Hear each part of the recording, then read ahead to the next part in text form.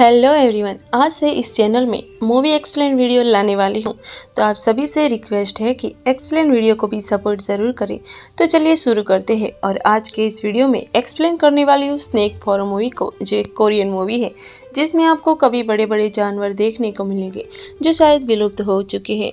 तो मूवी की शुरुआत होती है और हमें एक प्लेन क्रैश होते हुए काफ़ी घने जंगल में गिरता हुआ दिखाया जाता है, जिसमें एक पायलट काफ़ी सीरियस होता है और दूसरे पायलट को थोड़ी बहुत चोट लगता है। इसलिए वह मलबे से निकलकर रेडियो ट्रांसमीटर लेने जाता है, क्योंकि ट्रांसमीटर बाहर गिरा होता है जिससे वह मदद के लिए अपना लोकेशन भेज सके। लेकिन तभी उसका पैर एक बहुत बड़े अंडे पर पड़ता है, जिसका आवाज़ सुनकर सामने गुफा से एक बड़े सांप निकलता है और उस पायलट को निकल जाता है। अब सीन शिफ्ट होती है और हमें कहानी के हीरो चैन को दिखाया जाता है, जो एक प्लेन में बैठा होता है और यह वही प्लेन होती है जो कुछ देर में गिरने वाली है। अब चैन के हाथों में एक पेपर दिखाया जाता है जो इंश्योरेंस क्लेम कंपनी का होता है, जिसमें लिखा होता है कि किसी दुर्घटना में यदि उसकी मौत हो जाए तो मुआवजे की सारी रकम उसके छोटे भाई को मिल जाएगा। इससे हमें पता चलता है कि चैन अपनी लाइफ में काफ़ी परेशान है। तभी एयर होस्टेस गर्ल्स के हाथों से पानी छूटकर सामने वाली सीट पर बैठी लड़की पर पड़ जाता है, जिसके कारण वह लड़की उठकर अपने कपड़े को साफ करती है। तभी चैन का नज़र उस लड़की पर पड़ता है। तो फ्लैशबैक में दिखाया जाता है कि वह लड़की का नाम चीनी है और वह चैन को स्टेशन पर छोड़कर किसी और के साथ जा रही होती है। तभी चैन बोलता है, क्या मैं भी साथ चल सकता हूँ? लेकिन वह मना करती है और उसे एक स्माइल स्टिकर बोतल के ढक्कन में चिपका कर दे देती है और बोलती है, तुम्हारा यहाँ काफ़ी ज़रूरत है।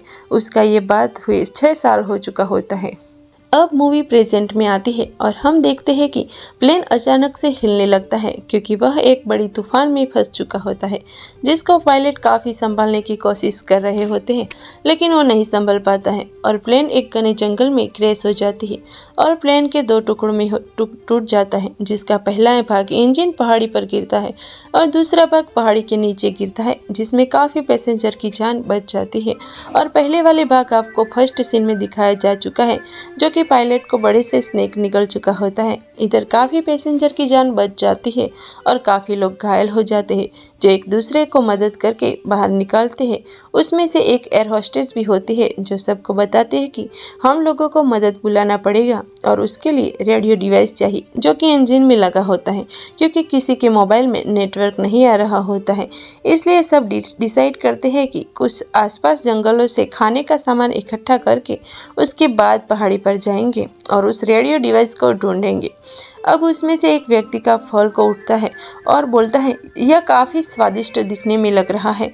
यह बोलकर जैसे ही वह फल को तोड़ता है तो वह फल फट जाती है और वह व्यक्ति के शरीर में उसे फल का रस गिर जाता है, जिससे वह जलने लगता है, क्योंकि वह फल काफ़ी एसिडिक होता है और उसमें से वही मौत हो जाती है, जिसे देखकर सभी लोग काफ़ी डर जाते हैं।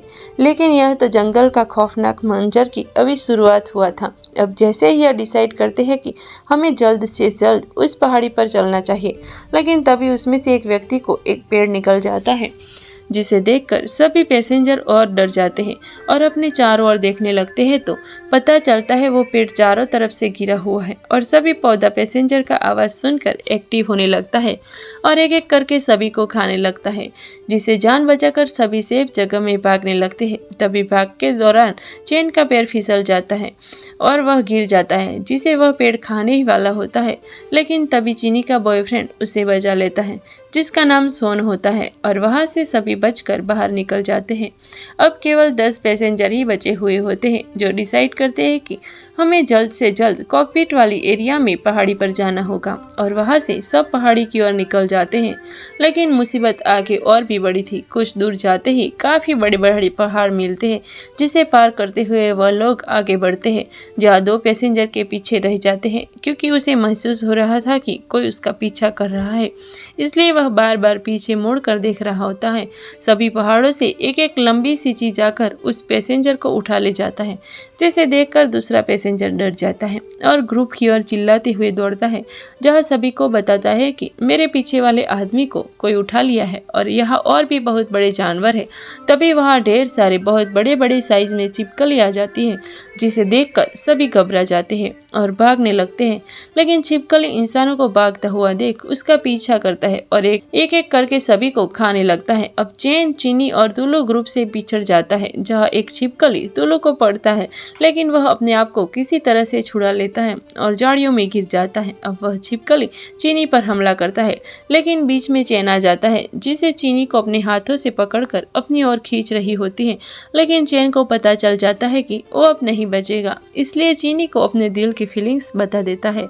तभी चीनी का हाथ छूट जाता है और चैन छिपकली की ओर खींचा चला जाता है। लेकिन उसी टाइम तुल्लू झाड़ी से उठता है और छिपकली की जीभ पर मारकर चैन को छुड़ा लेता है और तीनों अपनी जान बचाकर वहां से एक घने लंबे घास के खेतों में चले जाते हैं, जिसका पीछा वह छिपकली नहीं करती है और वापस लौट जाती है, क्योंकि उसमें भी बहुत बड़ी मुसीबत उन घासों में उनका इंतजार कर रही होती है। अब वह बड़े से घास में पैसेंजर का ग्रुप 3 भागों में बढ़ जाता है और वह घास कितना बड़ा होता है कि एक दूसरे को देख नहीं पाते, इसलिए चिल्लाकर वह सभी एक दूसरे से बात करते हैं और डिसाइड करते हैं कि 3 गिनने पर सब जंप करेंगे और एक दूसरे का लोकेशन देखकर सब साथ रहेंगे। और अब सभी वैसा ही करते हैं। 3 गिनने पर सभी जंप करते हैं और एक दूसरे को देख पाते हैं और सभी उसे और जाने लगते हैं। तभी वहां से तुल्लू को कुछ सरहराहट की आवाज़ सुनाई देता है, जिसे सुनकर वह काफ़ी डर जाता है और ग्रुप की ओर भागने लगता है। लेकिन तभी उसके सामने एक बहुत बड़े सांप दिखाई पड़ता है, जो उसके ही ग्रुप के एक व्यक्ति को पकड़कर निकल जाता है और यह मंजर सभी के सामने होता है, इसलिए सभी मिलकर अब वहां से भागते हैं और भागकर सभी लोग एक बहुत बड़े पहाड़ के नीचे छुप जाते हैं। लेकिन स्नेक उन लोगों का पीछा नहीं छोड़ता है। स्नेक भी उसी पहाड़ी पर चला आता है, जहाँ सभी लोग अलग अलग जगह छुपे हुए होते हैं और यहाँ दिखाया जाता है कि चीनी और सोन, जो इसका बॉयफ्रेंड है, वो एक छोटे से पत्थर के नीचे होते हैं और सारा ग्रुप एक बड़े से पत्थर के नीचे, जहाँ सनक चीनी की घबराहट की आवाज़ को सुन लेता है और उसकी ओर हमला करने वाला होता है। लेकिन तभी चैन देख लेता है और अपनी जान की परवाह किए बिना खड़ा होकर स्नेक को अपनी ओर बुलाने लगता है, जिससे स्नेक का ध्यान चीनी से छुड़कर चैन की ओर चला जाता है और चैन पर हमला कर देता है। लेकिन एक बार फिर तुल्लू अपनी बहादुरी दिखाते हुए वही एसिडिक फल को उठाकर स्नेक की ओर फेंक देता है, जहाँ और भी बहुत सारे वही फल होते हैं, जिससे टकराकर स्नेक जलने लगता है और अपना जान बचाकर भाग जाता है। अब सभी लोग एक गुफा में ठहरने का डिसाइड करते हैं, क्योंकि अब काफ़ी अंधेरा हो चुका होता है। अब सभी लोग उस गुफा में आग जलाने की कोशिश करते हैं, लेकिन किसी के पास आग जलाने के लिए कुछ नहीं होता है। तभी उसमें से एक पैसेंजर को दीवार पर ज्वलनशील तेज दिखता हुआ दिखाई देता है, जिसे वह एक कागज़ में लगा लेता है और एक मेटल की वस्तु को ढूंढता है जिसे वह आग जला सके। तभी चैन उसे स्माइली वाली पेप्सी के ढक्कन को अपने गले से निकालता है, जिसे वह माला बनाकर गले में लटकाया हुआ था। इसे देख चीनी पहचान जाती है और वो वही स्माइली है जो उसने लास्ट टाइम दिया था। अब वो व्यक्ति उसी मेटल से आग जला लेता है और उसे वो स्माइली वापस संभाल कर रखने को बोलता है।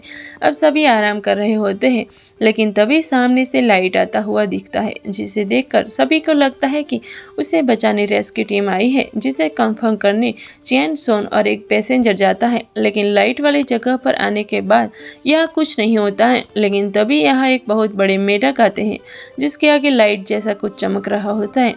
अब तीनों अपनी जान बचाकर भागने लगता है और एक छोटी सी पत्थर के नीचे छिप जाता है, लेकिन वो तीसरा आदमी नहीं छुप पाता है और उसे वो मेढक खा जाता है और अब उन दोनों पर हमला करता है।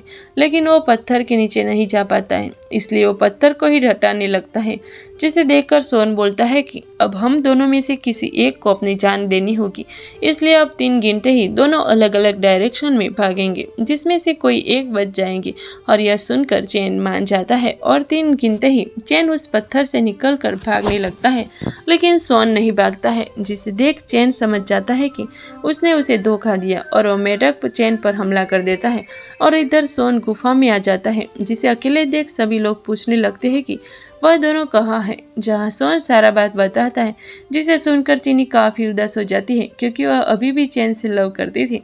तभी झाड़ियों से कुछ आवाज़ आती है, जिसे सुनकर सभी डर जाते हैं, लेकिन यहाँ से चैन निकल कर आता है। तभी फ्लैशबैक में दिखाया जाता है कि वह मेढक जैसे ही चैन पर हमला करता है उसी टाइम उस मेढक को एक बहुत बड़े स्नेक ने उस मेढक को पकड़ लिया, जिससे चैन को भागने का मौका मिल गया और उसका जान बच गया।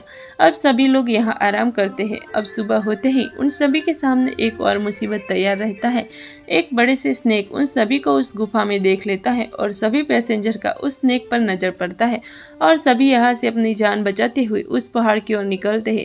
लेकिन सामने एक ढलान से गुजरना होता है जिसे वो सभी धीरे धीरे पार कर रहे होते हैं, लेकिन वह स्नेक उनका पीछा नहीं छोड़ता और सभी लोग उस स्नेक को अपनी ओर आते देख सभी पैसेंजर घबरा जाते हैं और वह ढलान से फिसल जाता है। उसे पकड़ने के लिए सोन भी गिरने लगता है और उसे चैन पकड़ लेता है, लेकिन तभी स्नेक यहाँ आ जाता है, जिसे देख सोन उसका हाथ छोड़ देता है और स्नेक उस पैसेंजर को खा जाता है। इस मंजर को देख चैन को बहुत गुस्सा आता है और वह भी अपना हाथ छोड़ने वाला होता है, लेकिन चीनी को घबराता हुआ देख उसे वापस खींच लेता है और यहाँ से सभी लोग भाग जाते हैं। अब सभी लोग उस जगह पहुंच जाते हैं जहां प्लेन का इंजन वाला भाग गिरा होता है और सभी उस रेडियो डिवाइस को ढूंढने लगते हैं। तभी गलती से इंजन चालू हो जाता है और विंग की तेज हवा से रेडियो डिवाइस बाहर चैन को दिख जाता है, जिसे लेने वो उसी जगह जाता है जहां मुंह के फर्स्ट सीन में पायलट गया था। लेकिन तब चैन देखता है कि यहाँ बहुत सारे स्नेक के अंडे फूटे होते हैं और जैसे ही चैन उस डिवाइस को लेकर मुड़ता है तो देखता है कि सामने बहुत बड़े स्नेक पीछे से उसकी ओर आ रहे होता है,